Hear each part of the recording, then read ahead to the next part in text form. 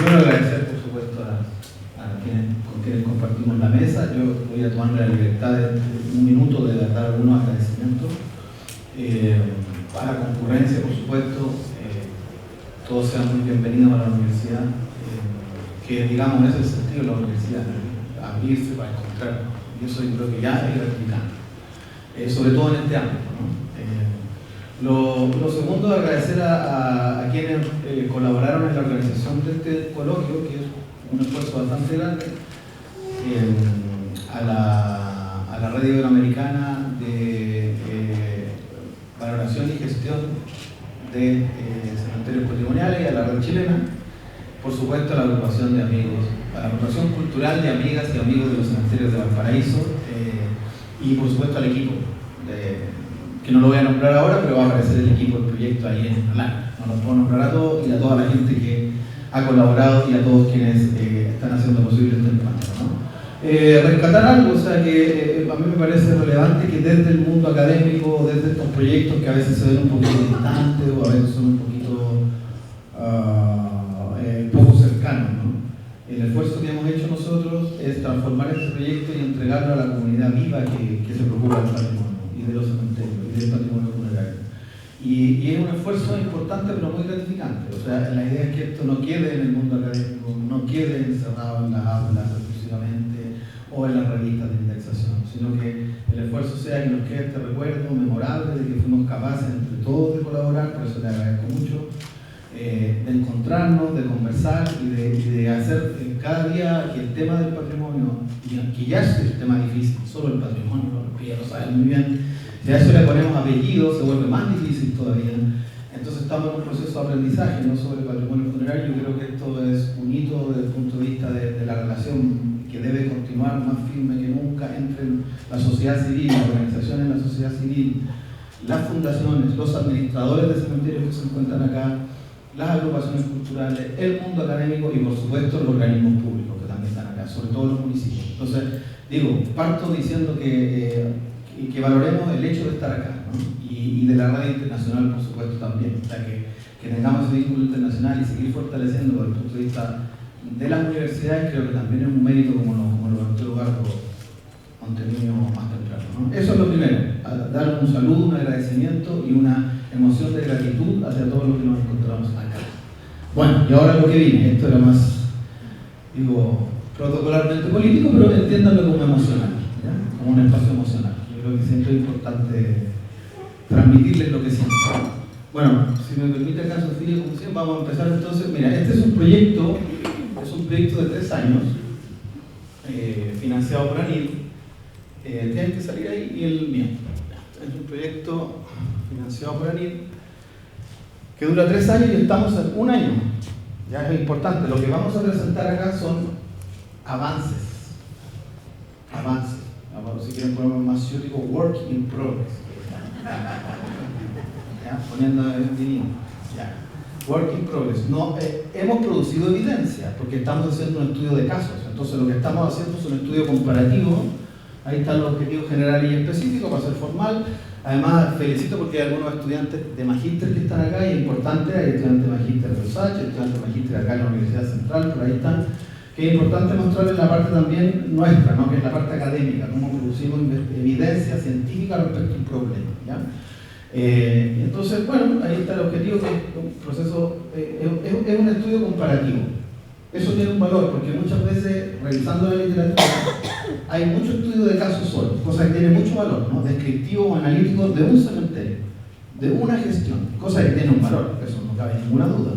Pero es muy distinto, como nos han enseñado los cientistas políticos, como trabajan ellos, yo no lo soy, pero eso uno mira para el lado a veces, la política comparada, que le llaman ellos, o la gestión comparada, que puede tener escala, ¿no? Escala de una región, a escala de un país que es como este, y debiésemos avanzar a políticas comparadas a nivel iberoamericano, ¿ya? O sea, el estudio de caso, el sentido que tiene metodológicamente es comparar los comportamientos de variables. Si bien todos son cementerios, si bien todos tienen gestión, si bien todos tienen valor, no se comportan igual. Entonces el sentido del proyecto es dilucidar por qué algunos cementerios tienen mayor o menor gestión, mayor o menor dificultad, mayor o menor trayectoria, ya. Entonces hay un conjunto de variables que nos permiten comparar el comportamiento respecto a la gestión de los bienes materiales e inmateriales que contienen esos cementerios para ver en qué podemos aportar, cómo podemos evaluar críticamente, qué hay que hacer. ¿De acuerdo? De acuerdo. Ese es el objetivo, ¿ya? Básicamente. Sigamos mejor. Eso en términos bastante generales. La problemática. Aquí habría que hacer dos cosas siguiendo la evidencia internacional. Por supuesto, ¿cómo comparamos producción de evidencia? No son percepciones. Hay que producir datos, ¿cierto? Cualitativo y cuantitativo. Da lo mismo, pero hay que producir datos. Ya. ¿Cuáles son, digamos, ahora cuál es el telón de fondo que uno podría decir, que uno percibe acá? Lo primero es que hay una crisis general, ¿ya? Por varias razones. Hay una crisis general de administración de los cementerios. Aquí hay que hacer una pequeña nota a pie de página. Hay distintos tipos de cementerios que tienen valor patrimonial. Este estudio va a tomar los cementerios generales o los cementerios laicos, ¿se entiende? Los cementerios decimonónicos, porque hay cementerios indígenas de valor, que eso requiere otro proyecto para nosotros. Es bastante complejo trabajar eso, porque es una tipología diferente, ¿ya? Y en el caso chileno están declarados, fíjate, cementerios de colonos en la década del 70, que fueron declarados, también los dejamos afuera. O sea, digamos, para tener variables más cercanas, tomamos solo los grandes cementerios o los cementerios que se crearon en el marco, ¿cierto?, del siglo XIX, la ley de cementerio laico y todo ese proceso, ¿cierto?, a partir de las reformas borbónicas. Esos cementerios, porque para no enredarnos, ¿cierto?, ya son esos. Esos cementerios están en crisis, y eso no lo estoy diciendo yo, porque eso lo dice la evidencia internacional, y es lo que están diciendo los estudios internacionales, y esa crisis tiene varios elementos estructurales que solo vamos a nombrar. Digo, es estructural porque es transversal, ¿ya?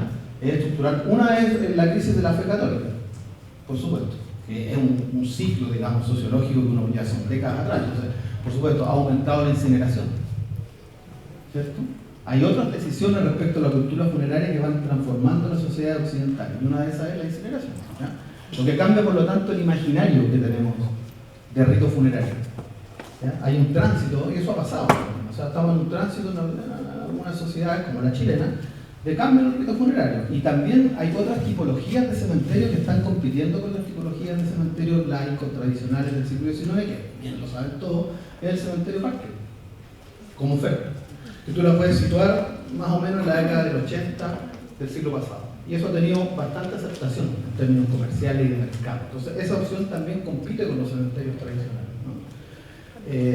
Y que es esa idea más individual del rito funerario, ¿cierto? Ahí hay una crisis también, que hemos perdido un poco el sentido colectivo del rito funerario, ¿ya? Se ha individualizado de alguna manera, se ha privatizado un poco, no sé si me sigue. Todo el proceso ceremonial, muchas familias están haciendo ritos bastante acotados ahora, por ejemplo. Y los cementerios parques también de alguna manera hacen desaparecer sobre todo la simbología funeraria, ¿no? Por lo tanto, todos los valores que tienen estos cementerios en términos artísticos, escultóricos, no están en los cementerios parques. Entonces, bueno, empieza a suceder ese fenómeno. Segundo, hay una crisis que tiene que ver con las familias de la burguesía que sostuvieron en un primer momento estos cementerios. Han pasado 200 años. Esas familias que sostenían esa sepultura, que en un momento hicieron esta fastuosidad de los mausoleos en el primer momento, muchas ya no están, otras ya se han migrado, otras ya no tienen los recursos, por lo tanto, hay una crisis de sustentabilidad privada. Ahora, en el caso chileno, Eduardo, hay otro problema, yo no sé, había que verlo bien en política comparada, que tiene que ver con la administración de muchos de estos cementerios.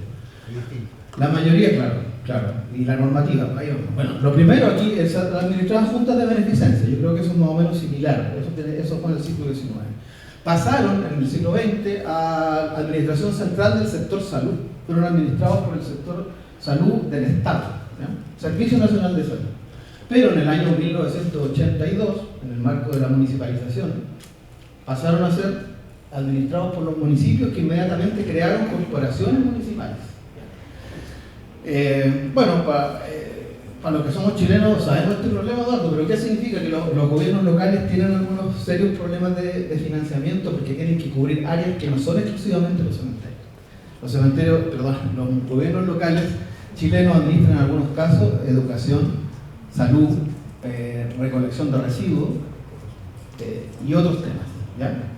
Entonces es también un problema de sustentabilidad financiera el que los municipios tengan que hacerse cargo de estos cementerios en el marco de la crisis general, ¿ya? Ese es un punto como telón de fondo, ¿ya?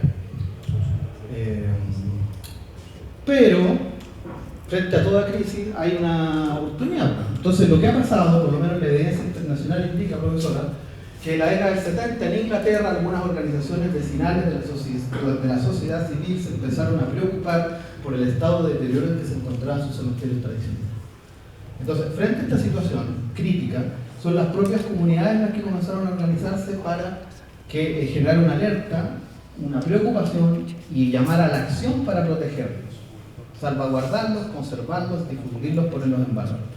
Yo creo que ese ciclo, o sea, tenemos un ciclo más o menos paralelo, no tenemos un ciclo de crisis explicado, pero paralelamente tenemos un ciclo de aumento de las acciones de protección, que primero no se originaron en el Estado, indica la evidencia internacional, no fueron políticas públicas, son organizaciones sociales, de la sociedad civil organizada, ¿ya? Y eso se plasmó después, lentamente se institucionalizó de alguna forma, en el caso, bueno, de la red iberoamericana y también de la ruta de cementerios patrimoniales europeos, que es más o menos coincidente en el tiempo, ¿se fijan? Creo que es coincidente, ¿vale? De hecho, la ruta de cementerios europeos se presenta en Paysandú. Se presentó en Paysandú, claro, exactamente. Entonces hay ahí otro ciclo de institucionalización, diríamos ahora, no de madurez. Primero son aislados probablemente organizaciones que, como ustedes, que se sumaron ahí, pero ahora tenemos un cierto ciclo de institucionalización que le falta madurar mucho, pero que ha ido avanzando. Y, bueno, se empiezan a encontrar también al interior del sector público, empiezan a aparecer instancias de desarrollo y de preocupación por el patrimonio de su cementerio. O sea, hay muchos municipios que empiezan a tomar esa energía y a canalizarla apropiadamente. Yo creo que en eso estamos ahora. Ese es como el marco general que uno visualiza, que es como relato más sociológico. Bueno, en fin. Entonces, en ese contexto general, vamos a evaluar 12 casos. Por supuesto que no hemos recorrido los 12 casos, porque hacemos un trabajo de campo. Estamos yendo con el equipo cementerio por cementerio desde Punta Arenas hasta Iquique. Esas son las variables. Contexto territorial, el cementerio está situado, o sea, ningún cementerio está en el mar, en el desierto, o bueno, algunos sí, pero está situado en alguna parte. Al interior, cómo es la configuración espacial del cementerio, cómo se comporta exteriormente, luego los actores sociales, que es fundamental, ¿ya? Cómo percibido y valorado socialmente el cementerio, digo, entonces territorio, arquitectura de su interior, configuración espacial, luego valoración social, la administración y el estado de conservación. Avanti, esas son las variables. Ya, vamos viendo. La metodología, rápidamente para que se entienda, sobre todo los estudiantes de magíster. Cartografías territoriales, por supuesto. Cartografías interiores de los cementerios. Estudio crítico del estado de conservación. Fichaje. Análisis de información documental. Los historiadores. Hay que ver la historia de los cementerios a partir de sus archivos, lo que se cuenta. Análisis historiográfico, ya lo dije, los libros. Entrevistas semiestructuradas y formantes calificados. Estamos entrevistando los actores más relevantes. Y la percepción de los deudos también. Matriz de análisis, así es como se analiza. Me olvidé, hay análisis de referentes internacionales. ¿Ya? Se levantó el año pasado Helmut en Sajonia, Alemania. Tenemos una colega que está allá. Y el cementerio de Praga este año. Cómo funciona la gestión del cementerio judío de Praga, que es un ejemplo de gestión cultural, ¿ya? Eso también vamos a tomar algunos casos internacionales para ver cómo está la cosa, como referentes nomás. Sigamos, Sofi, gracias. Ya, los casos de estudio, vamos más rapidito. Ahí están. Si se fijan, hay un ciclo, miren los años de declaratoria, o sea, cómo el Estado ha respondido a estas demandas, a esta necesidad. ¿Ya? Hay un ciclo. El primero es Caldera, que es el 96. Los demás, fíjense todos, son 2010, 15, 5, 5, ya. El último, nos topamos con la declaratoria del de Chiloé, de Euskadi. Lo habíamos tomado como no declarado y como lo declararon antes, nosotros íbamos a llegar ahí. Esos son los casos, ese es el tour. Hemos avanzado la mitad, un poco menos. ¿Ya? Sigamos. Ya, aquí hay variables. Aquí hay cosas que uno puede empezar a mirar, que esa es la gracia del estudio comparado. Primero, ¿qué tenemos? Entonces uno puede decir, ya, ¿qué variable podemos tomar? Bueno, el tamaño no es menor. El tamaño no es menor a la hora de gestionar. Por ejemplo, a la hora de catastrar. El tamaño es muy relevante a la hora del catastro. O sea, cuesta más. Por lo tanto, uno tiene que saber. Es decir, si miras ahí, evidentemente se sale una curva normal del cementerio general. Por supuesto. Y es un caso, y el cementerio va a buscar en 1400 metros. El cementerio general, 28 hectáreas protegidas, pero tiene 86 hectáreas en total. Ya, bueno, es una escala compleja. Sí. Ya, ojo acá, miren, el tipo de declaratoria que se nos sale algo que hay que mirar con más detalle, porque yo creo que esto abre un ciclo mucho más complejo que tiene que ver con la normativa chilena. El cementerio de Chiloé está declarado como zona típica y todos los demás como monumento histórico. Ya voy a contar lo más rápido posible después por qué Chiloé es una zona típica del cementerio de Baucal como figura normativa y no monumento histórico. Bueno, ahí está la fundación, todos responden al mismo ciclo, el año de fundación, está claro, ¿no? El mismo ciclo bicentenario, la mayoría están ahí cerca de los 200 años. La administración es un tema. Ahí tenemos un tema, porque digamos, la mayor parte de la muestra son administraciones municipales, corporaciones municipales, pero tenemos excepciones a la norma, que el Obispado de Ancud en el caso de Chiloé, la Corporación Cultural de Disidentes, que está por acá, la Corporación de Disidentes, también sería interesante comparar, porque esas son administraciones de fundaciones privadas y no municipales, por eso tiene sentido la comparación. Y el católico también es una excepción, exactamente. Ya los demás, como pueden ver, son municipales. Ahora bien, la administración municipal no es homogénea. Me encontré que en Caldera lo administra la SECPLA, por ejemplo. Me sorprendí. No hay una corporación. Es la SECPLA, de hecho. Después conversamos, sigamos avanzando mejor en el caso. Ya, perdonen, aquí estoy mirando. Por ejemplo, ¿qué podemos ir comparando en función a la evidencia que estamos levantando? La carencia de instrumentos. O sea, hay una carencia de instrumentos como problema nacional. Digo, ni siquiera de instrumentos, sino partiera como del piso mínimo, son los catastros, el inventario. Digo, es que es muy complejo pensar en instrumentos de gestión sin inventario. En Valparaíso no hay inventario. No hay inventario. Bueno, en Caldera no hay inventario. Perdón, en Viña no hay inventario. Bueno, en el cementerio general yo entendería que ¿dónde está?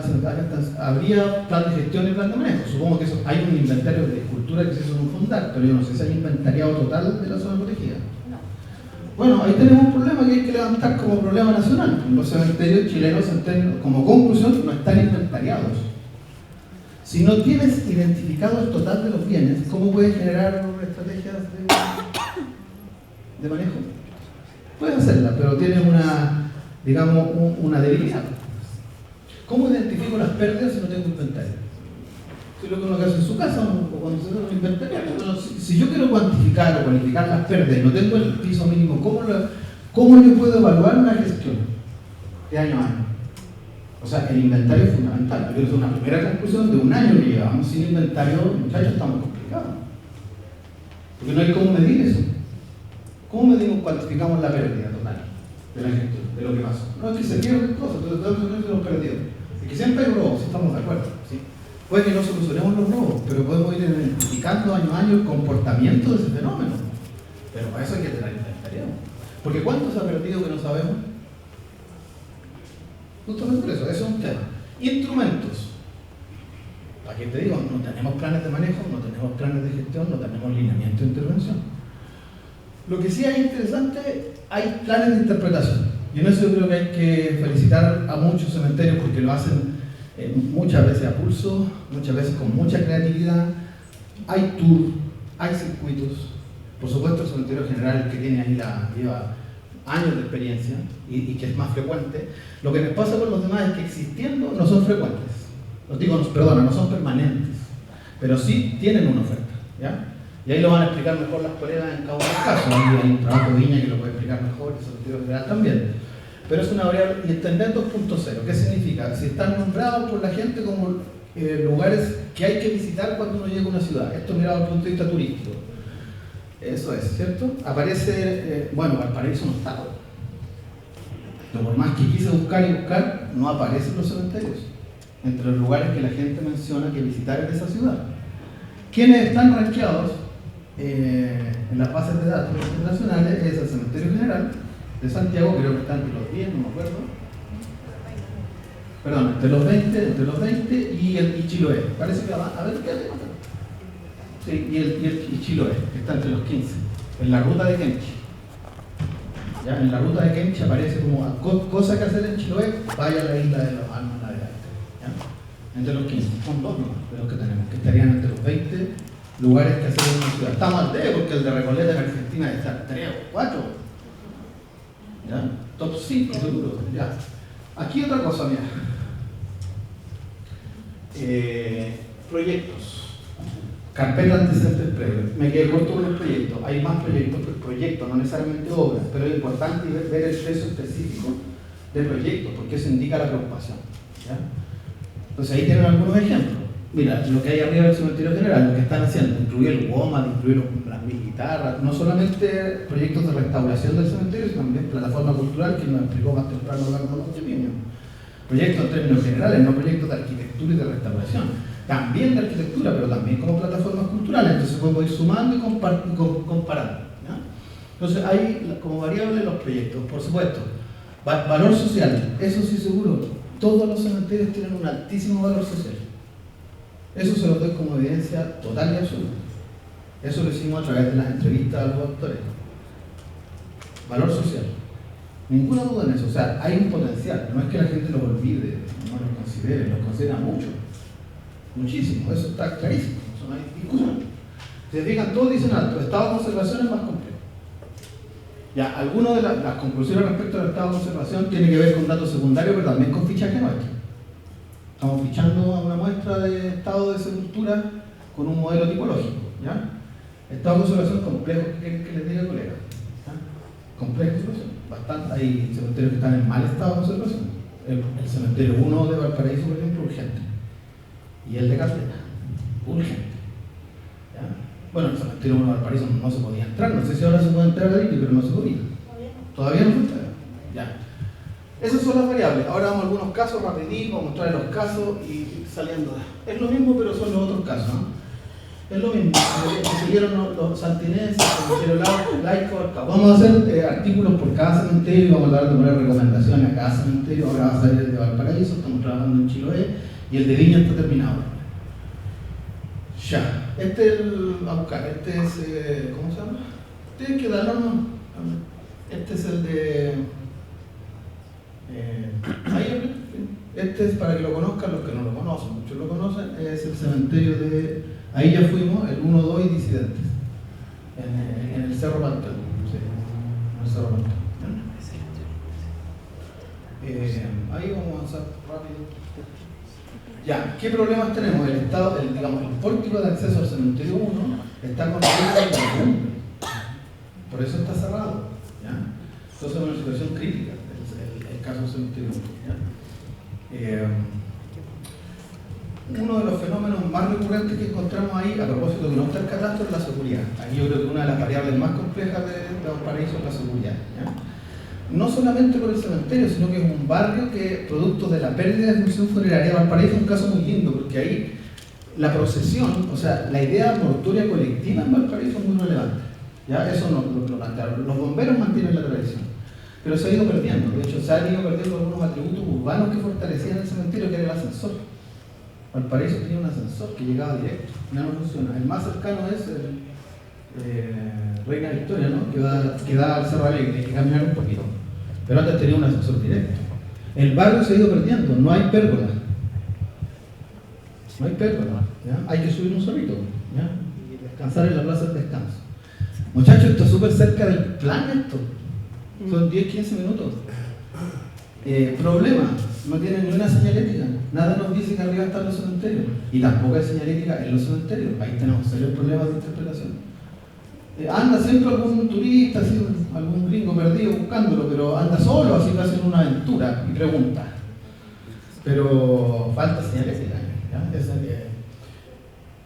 El pórtico es fundamental. Hay un proyecto que se está esperando, yo creo que, bueno, ahí lo voy a contar porque en Caldera funcionó el puesto en valor. Está aprobado el fondo de puesto en valor para el cementerio laico de Caldera y a Valparaíso creo que la solución es el puesto en valor, por lo menos en el cementerio 1 que hay propuesto en plan integral. Cruzamos los dedos, yo no sé en qué va. Pero ese es el fondo ahí. Ya, el Caldera sí se aprobó y fue una gestión del MOP, de la Dirección de Arquitectura del MOP de la tercera región. Yo me entrevisté con él, por si acaso. Me contó el proceso y ya está listo. Vamos al otro nomás, pues, para mostrarles solamente la metodología. Al siguiente nomás, por favor. Ya, esta es la línea de tiempo, estamos trabajando la línea de tiempo de esta manera, que igual yo creo que es útil para los mismos cementerios, porque lo pueden trabajar como señalética, como trabajo. Entonces ahí van Se fija la fundación, ahí siempre el terremoto aparece como Chile, bueno, unos grandes temas nuestros son los sismos. Entonces por supuesto que esto está marcado por el terremoto de 1906, de hecho el pórtico se hizo como restauración, como proyecto de restauración al terremoto de 1906, en el pórtico del 1, y después el pórtico se cayó paradójicamente en el 2010. ¿Ya? Está claro, sí, está estructuralmente, no se puede estar con riesgo, ese es el diagnóstico, que hay un estudio de diagnóstico que lo revisé. Bueno, yo creo que el problema de Valparaíso, así en términos muy generales, el equipo puede concluir que, claro, está la declaratoria de UNESCO. Si se fijan, es 2 años antes de la declaratoria de los cementerios.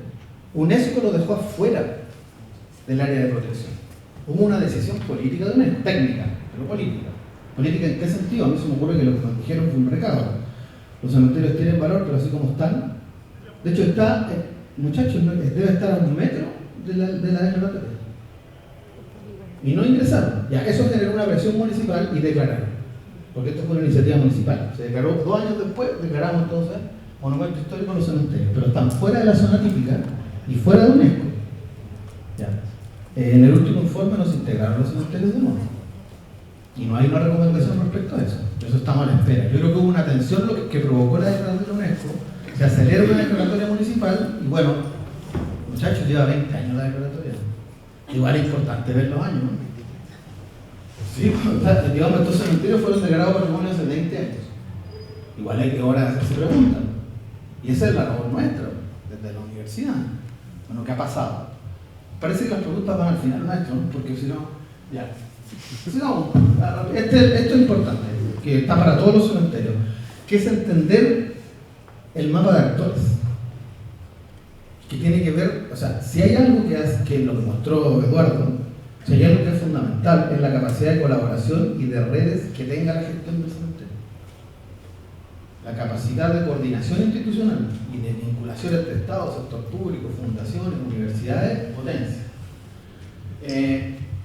Muchachos, esto no indica la intensidad de las relaciones. Porque sí, yo voy a decirlo, aquí hay un gran problema de coordinación institucional entre Consejo de Monumentos Nacionales y la Cornubat. Y eso no lo dije yo, lo dijeron ellos mismos, los entrevistados. Ya. Hay que resolver cosas aquí. Entonces es importante ver el mapa de actores y evaluar la intensidad de esas relaciones. ¿Ya? Entonces este diagrama es bastante útil como ruta de navegación, porque en el fondo, bueno, ya, ¿quiénes somos? ¿Cómo nos estamos relacionando? ¿Cada cuánto nos juntamos? ¿Hay una instancia institucional? ¿Tenemos una mesa de diálogo? ¿Tenemos colaboración conjunta? Bueno, eso es un tema. Ay, sí. Esto es, este es el 1 y el 2 y el 1 y el 2. Sí, sigamos. Esto no sé qué, no avance más, es lo que conté. Ahí está la UNESCO, se fijan, los cementerios están en rojo, toda la zona típica UNESCO en café, quedaron afuera. Bueno, sigamos avanzando. Es como se trabaja, bueno, evidencia fotográfica, o sea, los decapitados no hay una decapitación. Uno puede hacer un bestiario, el profesor que es poeta, hay un bestiario de decapitaciones. Ya, es para hacer un libro, y de mancos, y sin brazos. En el cementerio 1 y en el 2. Ya, ahí está el pórtico, tiene daño estructural, y debajito está la Pietà. La réplica de la Pietà, que también se trajo después del terremoto de 1906 y tiene una estructura de madera por si se cae el pórtico. Hay una estructura de madera que trata de soportar en caso de un nuevo sismo el pórtico se venga abajo. Esa es una situación compleja. Mausoleo, hay mausoleos interesantes, pero ¿saben qué pasa también? Aquí está toda la memoria de las sociedades mutuales, cooperativas, de trabajadores, de los movimientos socialistas y anarquistas del siglo XIX. No existen muy poco. Entonces, agrupaciones pedagógicas, agrupaciones de artesanos, de mujeres trabajadoras. Yo creo que para mí aquí la CUT o la NEF tienen que hacer algo. Eso yo lo voy a plantear. Lo vamos a plantear así como equipo. O sea, toda la memoria de la organización sindical chilena está abandonada en los cementerios de Valparaíso. Yo creo que hay un deber de las organizaciones de trabajadores a nivel nacional que asuma, por ejemplo, se haga cargo. En Perú me encontré con que adopta una escultura, adopta un mausoleo y las instituciones vinculadas a eso. Yo creo que aquí hay una pérdida enorme porque toda la organización de trabajadores sindicatos que está en esa memoria porteña, portuaria, de Viña y Valparaíso debiesen hacer algo. Creo que hay una idea, un pedido. No hay engaño.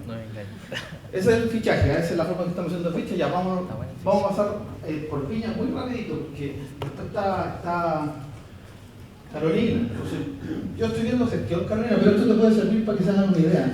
Mira, aquí hay un tema de turismo interesante, porque Viña es una ciudad turística, la ciudad Jardín, pero el cementerio queda en el otro lado. No está en la ciudad turística. Sin embargo, si tú lo miras de arriba, está la Laguna Sausalito.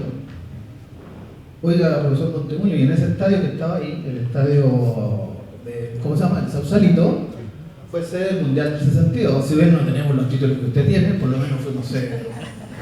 El Mundial jugó Pelé y jugaron otros, y yo creo que hay que sacarle más partido a la memoria de los estadios, por ejemplo, el Sausalito, ¿ya? Que fue sede del Mundial del 62. Y además está la laguna, que es preciosa.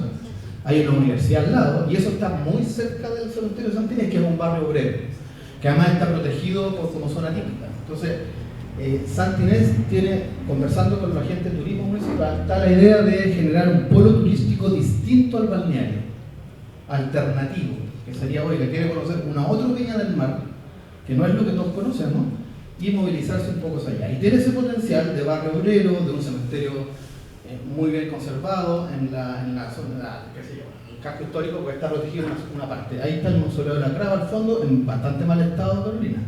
Hay mausoleos muy bien cuidados, pero hay otros que están ahí complicados, porque como no existe la Crava y pasó al Club Deportivo Viña, ahí como que se perdió un poquito. Ya. Sigamos al siguiente para mostrarles solamente los casos bien rápido, me quedan 5 minutos más. 2 minutos.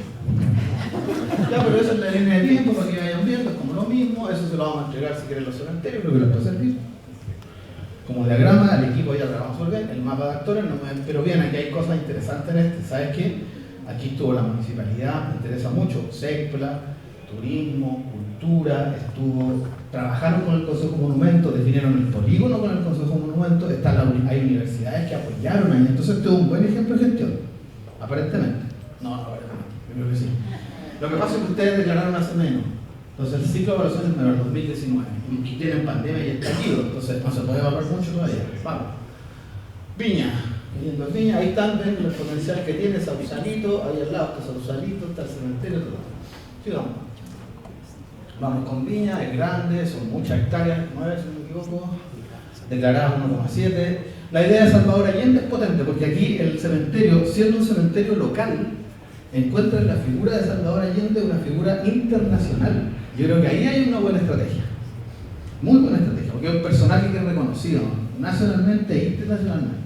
Hay una historia que ellos la están empezando a trabajar, hay un mural, porque él fue enterrado acá, fue exhumado, o sea, inhumado entre el 73 y el 90, ¿cierto? Estuvo ahí, en la tumba del cuñado de Eduardo Gloria. Entonces empieza a haber una plazoleta, un pequeño monolito, después empieza a aparecer el mural, entonces ahí empiezan a construir un relato de la presencia de Salvador, de algunas romerías clandestinas que se hicieron, hay un documental por ahí dando vueltas, entonces ahí hay potencial de darle un valor nacional a un cementerio de escala local. Sigamos nomás, ahí está la ficha, patatán. Lo mismo, está en regular a buen estado en general. Sigamos avanzando, por favor. Chiloé, este es interesante porque, bueno, aquí pasa algo que nos sacó, que sería un dato que nos saca de la media. Muchachos, están protegidos 500 hectáreas. El cementerio tiene 1400 metros. Ahí están viendo las 500 hectáreas cuando empezó. Esta es la isla de las almas navegantes, ¿cierto? La conocen mucho, no sé, Kemchi, la comuna, tiene un cementerio pequeñito que es el que están viendo ahí. ¿Qué es lo que ocurrió?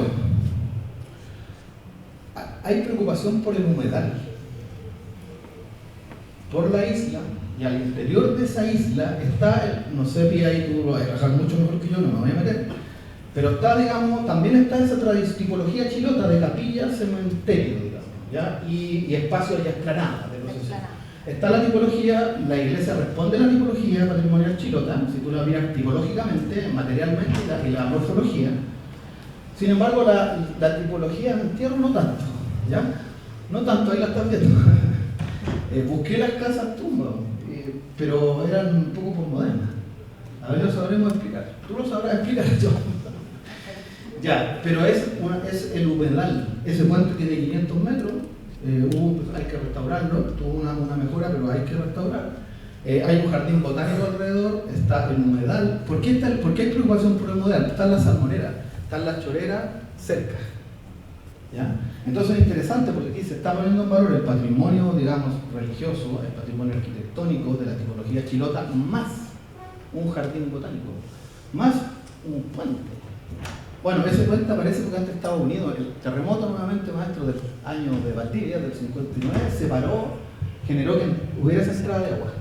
Entonces por eso los habitantes tuvieron que generar el puente, ¿ya? Después del terremoto de Valdivia, ¿ya? Ahí está el puente, que si no, ese es Isla Auca. Interesante porque el tema del manejo es mucho más que el cementerio, ¿ya? Mucho más que el cementerio. Es un humedal más el jardín botánico que hicieron los curas, que son curas jesuitas, ¿no? Los estados los que llegaron ahí, sí, eran franciscanos, después jesuitas. Ya, sigamos nomás. Ese es un poquito la zona típica y terminamos con Caldera. Tengo que hablar de Caldera y de verdad que no hablo más. ¿Pero por qué Caldera? Porque es preocupante, pero tiene final feliz, lo de política. Bueno, el cementerio, vamos a otro lado de Chile. Ahí está más vistas del cementerio para que se entienda. La isla de los almas navegantes le puso Coloane, Francisco Coloane, que es de Kemchi, y él decía eso en un barco. La isla de las almas navegantes, que tiene un cementerio.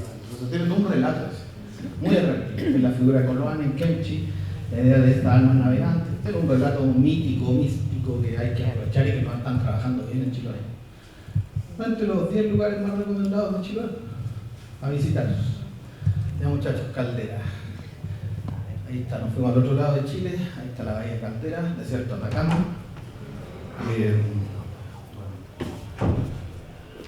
Es un cementerio también del siglo XIX, 1870 y tanto. ¿Por qué es relevante? Porque es el primer cementerio laico de Chile. Pero ¿cómo laico? O sea, ¿qué significó? Que se decidió que no había... Sacaron a la gente del cementerio protestante, que es anterior, y del cementerio católico, y obligaron a todo el mundo, esto en el marco de toda la generación del laicismo del norte de Chile. Ahí aquí nació el Partido Radical, de la masonería. Entonces está la masonería. Para la masonería este cementerio es fundamental, porque representan los ideales del laicismo del siglo XIX. ¿Por qué el primer cementerio laico? Simple, querida Valentina, porque no hay separación de tumbas, ni hay separación de territorio, no hay patio de disidentes, ni hay cementerio británico, todos juntos, sin división. Ya, eso tiene que ver con un movimiento político que significó, acuérdense, la revolución del 51, después la revolución del 59 en el norte grande y el norte chico chileno, que es el origen del radicalismo chileno, ¿ya?